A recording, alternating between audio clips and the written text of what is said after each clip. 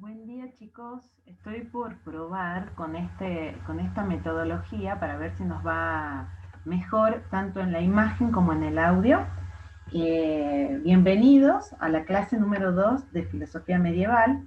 Es la tercera vez que la grabo y no me gusta cómo sale en las distintas eh, tecnologías que tengo, además de que la cámara es bastante viejita, pero a ver si esta sale más bonita y más didáctica para ustedes por el respeto que me merecen y porque me da vergüenza subir algo que sea tan feo estéticamente además.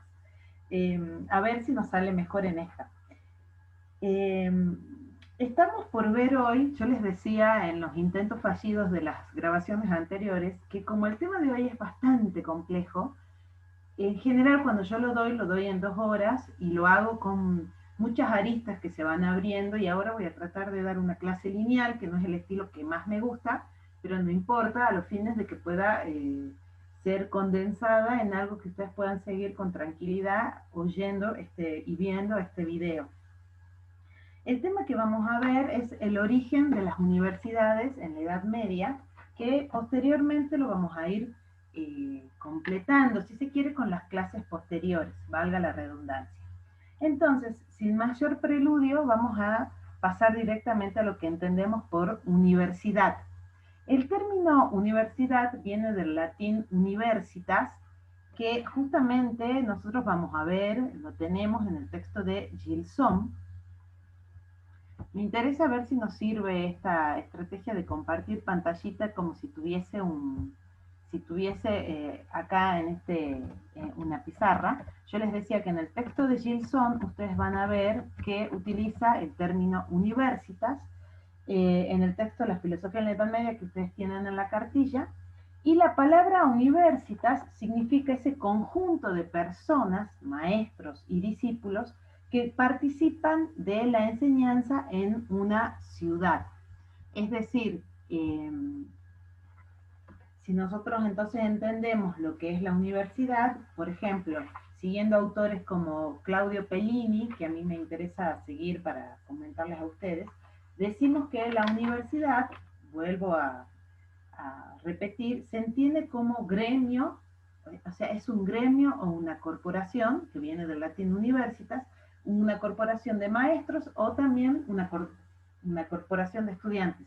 Especialmente es una corporación de estudiantes, que surgen y son producto de la alta Edad Media. Recordemos que en la clase anterior hemos visto las clasificaciones por etapas en que se puede organizar tantos siglos de Edad Media y la Edad Media alta la ubicábamos a partir del siglo XII. Y tiene como antecedentes, o sea, el origen de las universidades en el siglo XII está basada en la conformación de escuelas monásticas en el siglo IX y lo que se llaman luego escuelas catedralicias en el siglo XI, que hacen de antecedente de las universidades. Las escuelas monásticas eran escuelas organizadas alrededor de monasterios, o sea, cuya función estaba a cargo de los monasterios, y que ya luego en el siglo XI está a cargo de las catedrales. Algunas de las escuelas importantes más conocidas son las que se dan en la Catedral de Chartres, de Reims, de Laon. Yo les voy a escribir acá, justamente volviendo al uso de mi pizarrita, lo que estoy diciendo, ¿no? Eh, Hablamos de, por ejemplo, las catedrales de Chartres, disculpen que no maneje el francés como corresponde, la Catedral de Reims, la Catedral de París, son entonces, alrededor de estas catedrales surgen lo que van a llamarse las escuelas catedralicias, ¿sí? Y estas escuelas catedralicias, les decía, sirven de base o de antecedente de lo que van a ser las universidades del siglo XII. En el año 900 contábamos con 20 escuelas catedralicias en Europa y ya 100 años después, o sea, en el año 1000, se habían multiplicado a 200. Es decir, sobre todo en la zona, las más famosas y las más importantes están en la zona de Francia, con lo cual Francia se vuelve el centro intelectual más fuerte en la Edad Media del siglo XII, ¿no?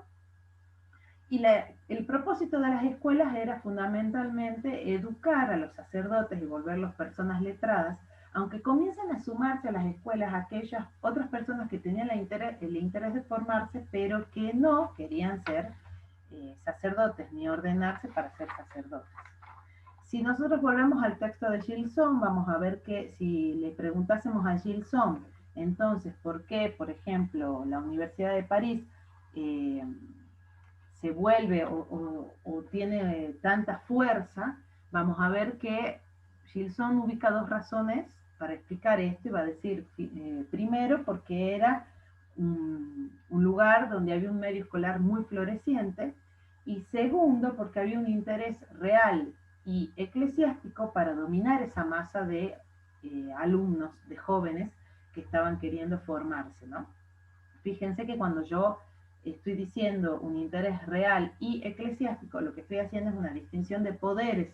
No uso el término real como usamos en filosofía, como en el sentido de aquello que efectivamente es, sino real como proveniente del orden regio, es decir, había un interés de los reyes, del poder del rey y del poder eclesiástico, del poder proveniente de la iglesia, en sus distintos órdenes, el papa y los obispos, de poder controlar este gremio de alumnos que se aglutinaban alrededor de la figura de un maestro, y que a eso se les llamaba universitas. No pensemos la universidad como instituciones edilicias, ¿de acuerdo? No en el siglo XII, sino que en realidad las clases se daban en las casas de los maestros o en algunos salones de algunos colegios, estos que habíamos mencionado. Es decir, eran móviles, la universidad era el conocimiento o ese conocimiento que se gestaba, y no el edificio o la institución, ¿no? La primera universidad famosa en Europa es la Universidad de Bolonia, en Italia. Vuelvo a mi pantallita.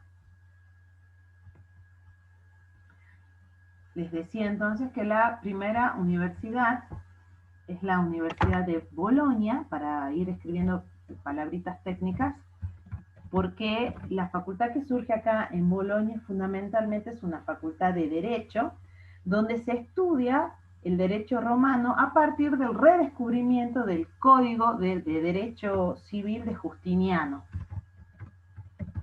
Entonces, lo que comienza a estudiarse en la Universidad de Bolonia es el derecho romano, pero en la reformulación que le da a ese derecho romano justiniano.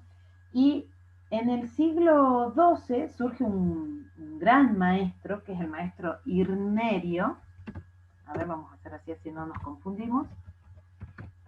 Este maestro Irnerio, que él vive desde 1088 a 1125, se vuelve una figura que es muy seguida por sus alumnos, que se van a volver sus discípulos, respecto de la materia de lo que se estudia como derecho romano. Esto en Bolonia, ¿no? Y para protegerse de algunos atropellos que estaba queriendo hacer los distintos poderes, que ya vamos a ver, ya vamos a enunciar a qué poderes me refiero, respecto de la figura de los alumnos comienzan a organizarse en gremios, como les decía. Los estudiantes forman un gremio, que es lo que se considera con el término universitas, y es así que el emperador Federico, estos chicos de mis alumnos de historia seguramente manejan estas temáticas con mucha facilidad. El emperador Federico Barbarroja, en el año 1158, reconoce a los estudiantes de Bolonia como universitas. Me parece genial esa idea, ¿no? A partir de la organización que ellos habían tenido para garantizar su formación y que no sean, de alguna manera, chicos, como hostilizados en esa formación. ¿En qué sentían ellos un trato hostil? Fundamentalmente por las autoridades locales, en sus distintos poderes, tanto en el poder regio como en el poder eclesiástico, porque se quería, digamos, había una disputa sobre la regulación de los precios de los hospedajes, la regulación de los precios del libro a los que podían acceder, cuánto se le pagaba al maestro, qué nivel profesional, digamos, cuál era el nivel de formación académica que tenía ese maestro, ¿no? Yo quiero hacer ahora un pequeño recorrido de lo que van a ser algunas de las universidades que van surgiendo, y que después ustedes lo van a poder leer tranquilamente en los textos que al respecto de ello tenemos en las cartillas. Por ejemplo, en 1200, el rey de Francia, Felipe Augusto, reconoce de manera oficial la existencia de la Universidad de París. Vuelvo a las pantallas para que vayamos anotando estas fechitas. Entonces, en 1200 se reconoce el rey de Francia, Felipe Augusto, reconoce la Universidad de París.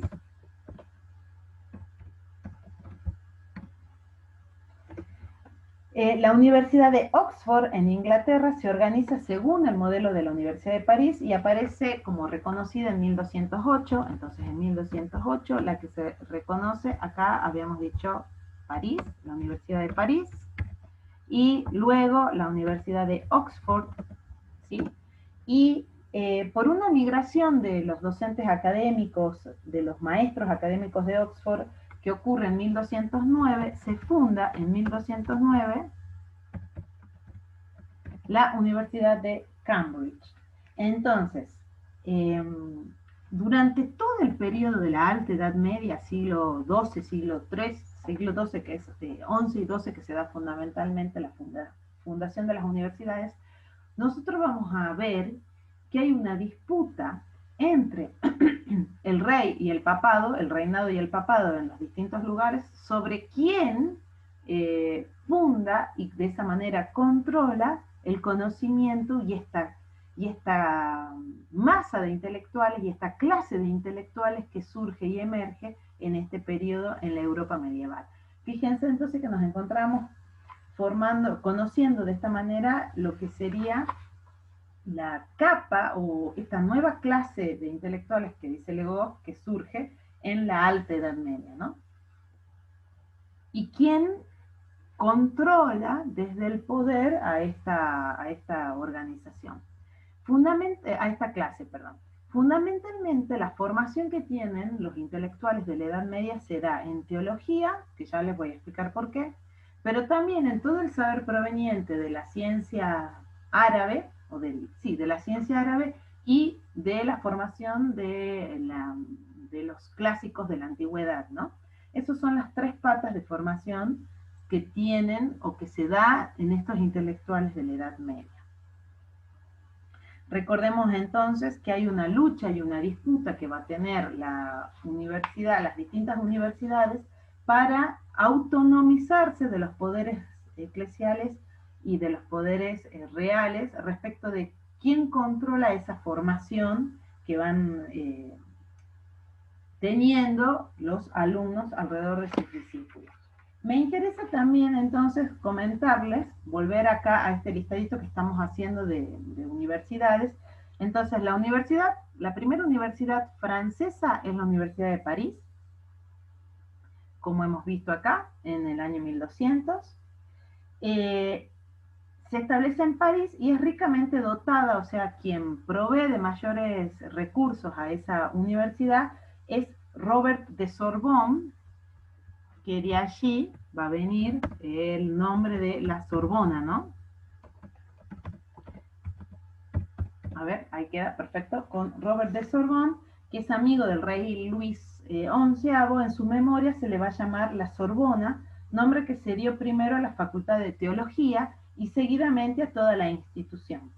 Las primeras universidades que se fundaron en España fueron las de, por ejemplo, Valencia en 1208 o Salamanca, esto ya en España, chicos, vamos a hacer en el orden que veníamos, 1218, la Universidad de Salamanca en España. Y en el siglo XIV llega a tener en el siglo XIV alrededor de 14.000 estudiantes. Imagínense lo que era esa universidad. Y su biblioteca fue fundada por Alfonso el Sabio, que es la mejor dotada en Europa sobre humanismo y teología, la Universidad de Salamanca, ¿no? Vamos a volver a la pantalla completa. Espero que se vayan sintiendo cómodos porque para mí es nuevo, junto con ustedes. En Oxford, en Inglaterra, también se fundó una universidad a principios del siglo XII y en Europa Central aparecen más tarde. Esto me interesa que quede acá, ¿no?, indicado en esta pantallita, cómo en la Europa Central aparecen más tarde las universidades. Por ejemplo, En Praga aparece en 1347.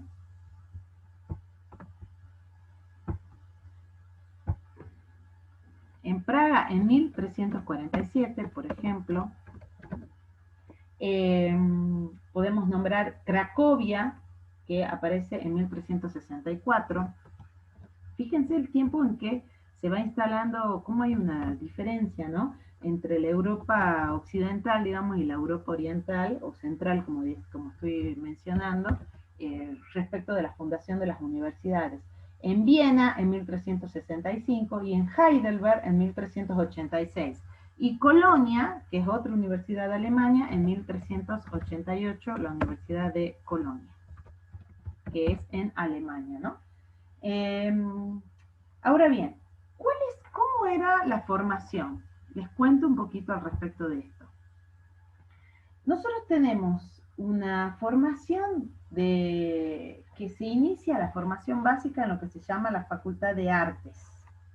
Nosotros vamos a ver que en la Edad Media hay 4 facultades importantes: la Facultad de Artes, la Facultad de Derecho, la Facultad de Medicina y la Facultad de Teología.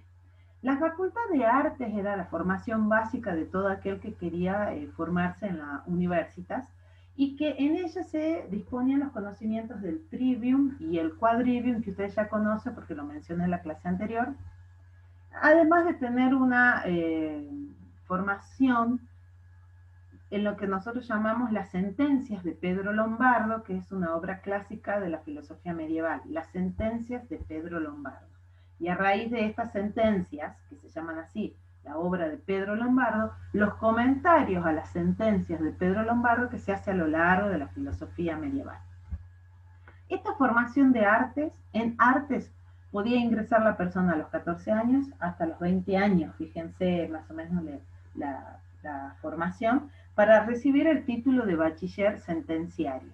A partir de los 35 años de edad, todo aquel que le interesase la filosofía, porque la Facultad de Artes era una formación filosófica, elegía seguir la formación en teología. La formación en teología era a partir de los 35 años y duraba 16 años la carrera. Por otro lado, se podía estudiar medicina o derecho.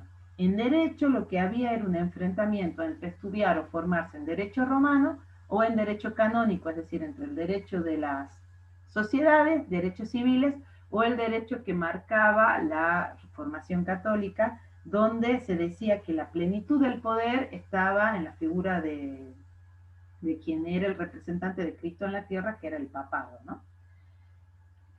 Continuando ahora, ¿cómo se da entonces esta conformación de lo que es la universidad? Desde luego, desde ya, que no ha sido algo sencillo, sino que se ha dado pautado por una serie de conflictos socioeconómicos y políticos que se dan alrededor de quién domina esta masa de jóvenes estudiantiles. Si nosotros seguimos el texto de Legoff, vamos a ver que en el caso de Legoff, quiero ver si les escribo acá el apellido, chicos. No la dejo abierta continuamente porque queda muy chiquita la imagen. En el caso de Legoff, probablemente tenga que borrar esto en algún momento.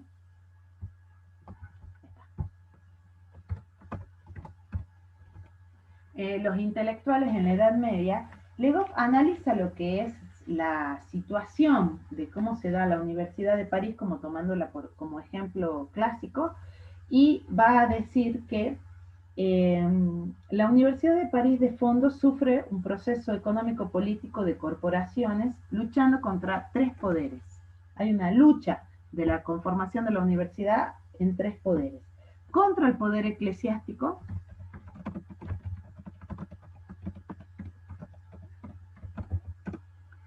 contra el poder,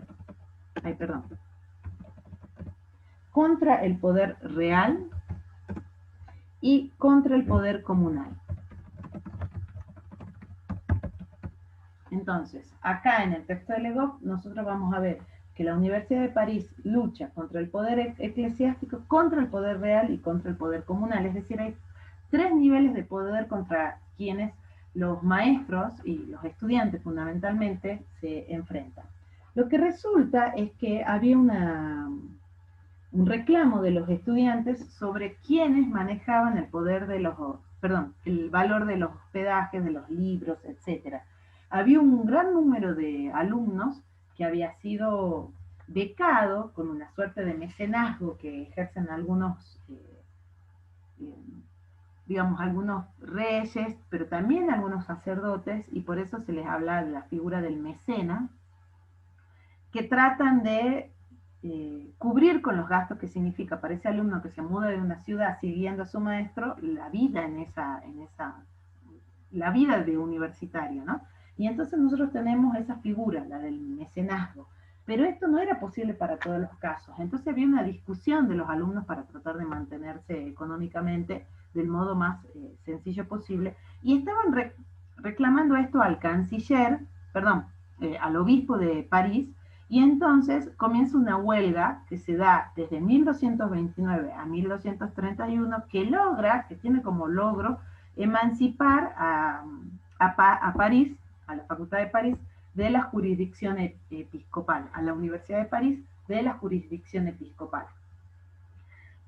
Cuando ellos estaban confrontados, en 1229, la policía real, la policía del rey, la policía regia, mata a unos estudiantes.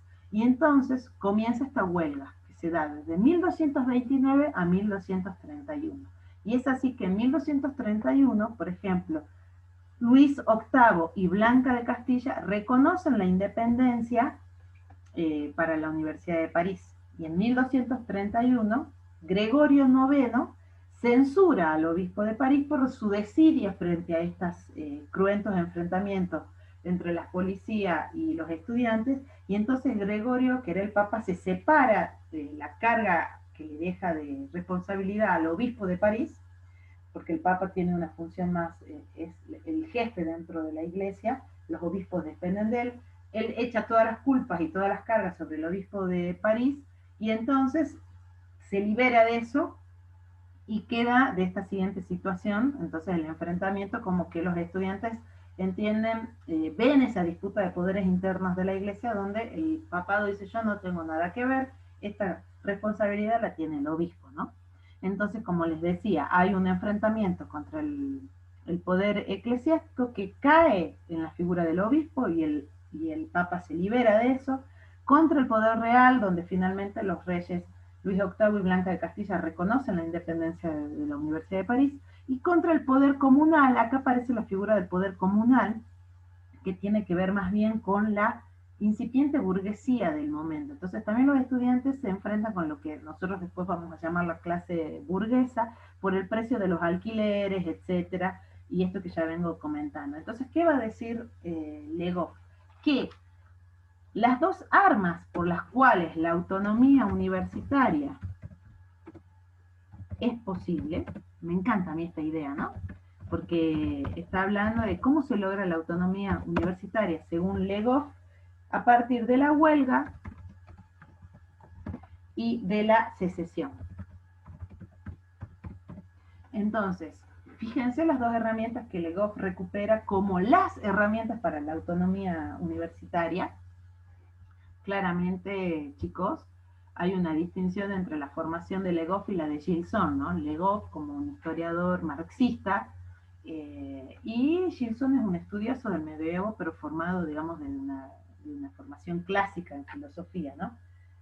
Digo, por eso algunos rescatan algunas causas, y Legoff hace todo un estudio de un proceso material, digamos, económico, que da lugar a la conformación de las universidades, pero de modo autónomo. Sin embargo, en esta lucha, en esta disputa de poderes, si bien surgen con un espíritu laico, dice Legoff, en el siglo XIII, para sobrevivir como corporación autónoma de los poderes locales, los estudiantes, las universidades debieron someterse al poder del papado. Por ello, todos los estudiantes eran considerados clérigos, al igual que los maestros. O sea, si bien logran autonomizarse del poder comunal, del poder real y del poder eclesial a nivel del obispado, quedan supeditados, digamos, en la lucha de poderes y en la correlación de fuerzas, no pueden liberarse del papado.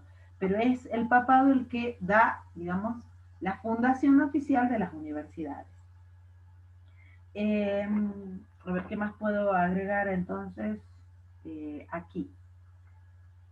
Quiero ver si hay algo más para comentarles, chicos, en esta clase de lo que es el surgimiento de las universidades, que no haya quedado pendiente.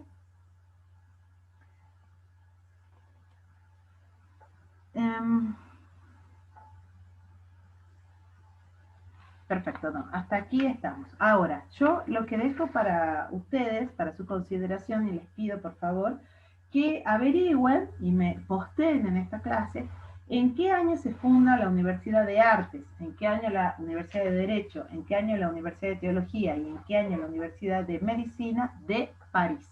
O sea, en qué año se fundan las facultades de Arte, Derecho, Medicina y Teología dependientes de la Universidad de París. ¿Sí? Y desde ya todas las preguntas que quieran aparecer lo van a hacer, o comentarios, pueden hacerlo en posteando a esta clase, para luego dar continuidad con los trabajos prácticos que Martín va subiendo en relación con estas clases teóricas. Espero haber sido clara. Mi propósito es hacer clases no tan largas, más bien breves, pero que ustedes puedan servirles para comprender la organización de las unidades. Los extraño, chicos. Esto es tremendo trabajar así, pero bueno, creo que con el posteo y la interacción vamos a ir sobrellevando este momento tan difícil. Un saludo.